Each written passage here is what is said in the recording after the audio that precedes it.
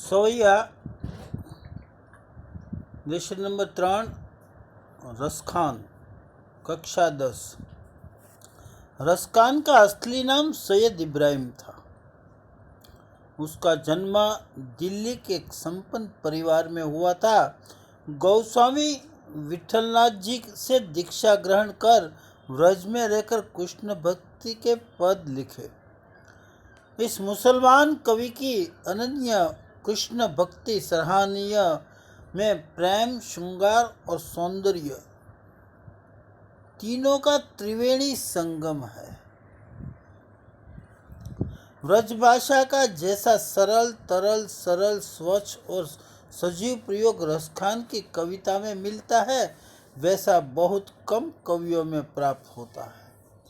रसखान जैसे भक्त कवि को लक्ष्य करके ही भारतेंदु हरिश्चंद्र ने कहा, इन मुसलमान हरिजनन पर कोटिक हिंदू वार्य।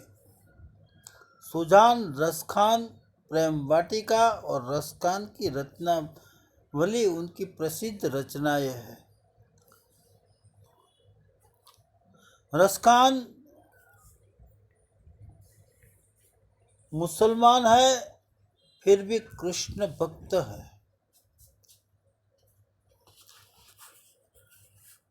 काव्य देखते हैं। मानुष हो तो वही रसखान, बसो मिल गोकुल गांव के ग्वारन। जो पशु हो तो कहाँ बसो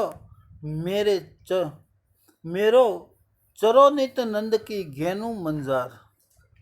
मंजार એટલે बीच वच्चे। पाहन हो तो वह गिरी को, जो धर्यो कर छत्र पुरंदर कारण। पुरंदर એટલે इंद्र। जो खग है हो तो बसेरो करो मिली कालिंदी कुल कदम की डार।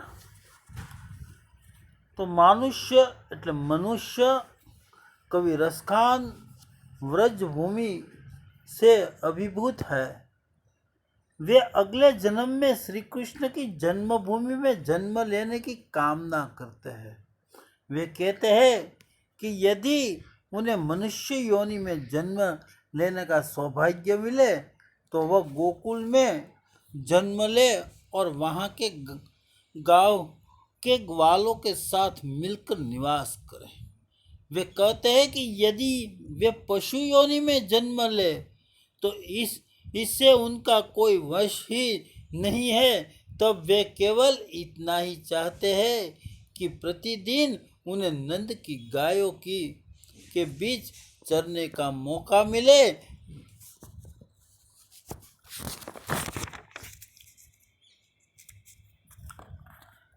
या लखुटी अरु कामरिया पर राजतिहुपुर को तजी डारो।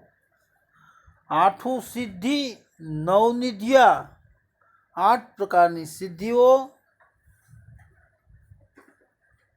अणिमा, लघिमा, प्राप्ति, प्राकाम्य, महिमा, ईशित्व, वशिंत, कामवासिया, नवनिधिया, कुबेर का खजाना, पद्म, महापद्म, शंख, मकर, कच्छप, मुकुंद, कुंद, नील और खर्व। तो इसी प्रकार 8 सिद्धि नवनिधिया यानी खजाना, नंद की घेनु चराए बिसारो, रसखान कबो इन आखनसो, व्रज के वन बाग तड़ाव निहारो, कोटि कहू कल धोता। कल धोता यानी सोने का राजमहल, करिल एक कटीला वृक्ष, करिल के कुंज ऊपर वारो।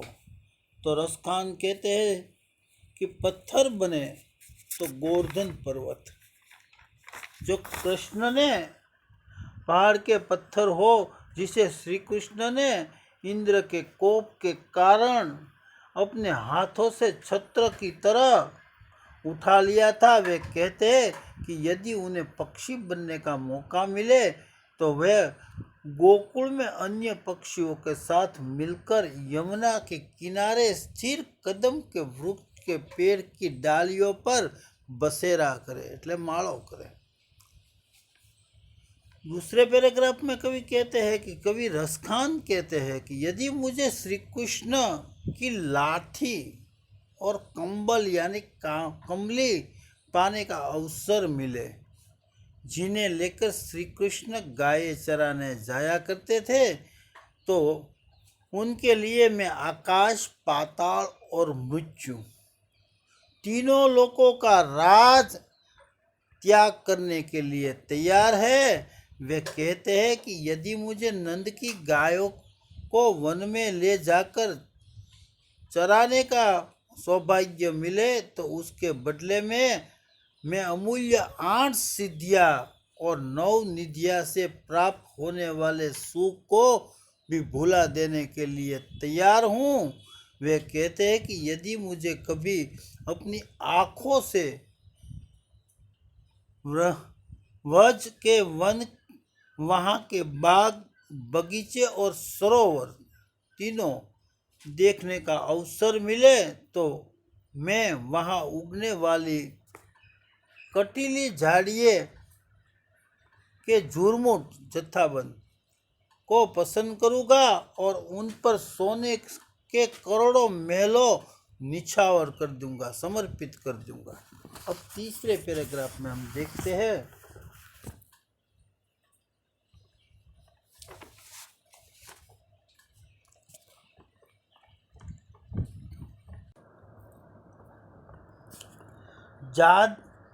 जा दिन ते व नंद को छोरो या बने घेनु चराय गयो है, मोहिनी तानी ही गोवर्धन गाय के बेनु बजाई रिझाई गयो है, ताही धरी कछु टोना सो के रसखान हिये में समाई गयो है, कोऊ न काहू की कानी करे, शीघ्रो ब्रज बीर बिकाई गयो है। तो कवि कहते हैं कि कवि रसखान जिस समय से नंद जी का छोरा बेटा श्री कृष्ण इस वन में गायों चराकर गया है और अपनी मुरली का मनोहर तान से यही गायों को रिझाया है, तभी से वह लोगों पर कुछ ऐसा जादू टोना सा कर गया कि वह जन जन के हृदय में बस गए, यानी घर कर गए। तब से व्रज में ऐसी हालत हो गई कि कोई किसी की परवाह नहीं करते, जैसे सारे व्रजवासी नंद जी के छोरे पर आफरीन है, न्योछावर हो गए हैं। समर्पण की भावना व्यक्त की गई है।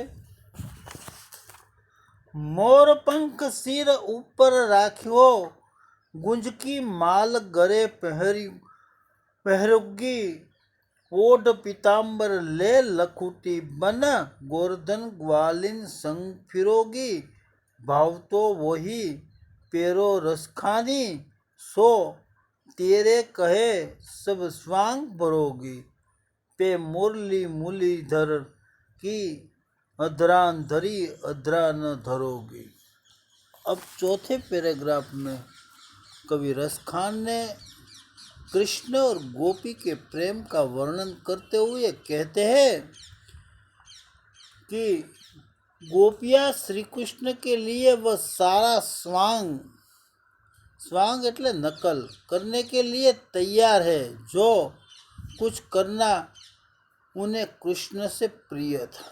जो कृष्ण को प्रिय है वही स्वांग रचना चाहती है। गोपियाँ कहती है कि वे श्री कृष्ण की तरह अपने सिर ऊपर मोर के पंख धारण करेगी,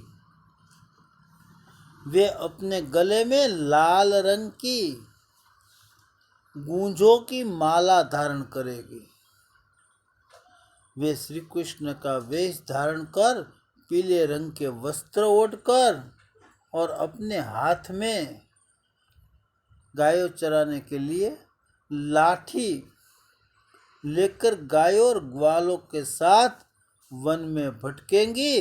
वे कहते हैं कि अपने कृष्ण के लिए वे सारे रूप धारण करेगी जो उन्हें अच्छे लगते हैं, पर वे एक स्वांग कभी नहीं करेगी जो श्री कृष्ण किया करते थे।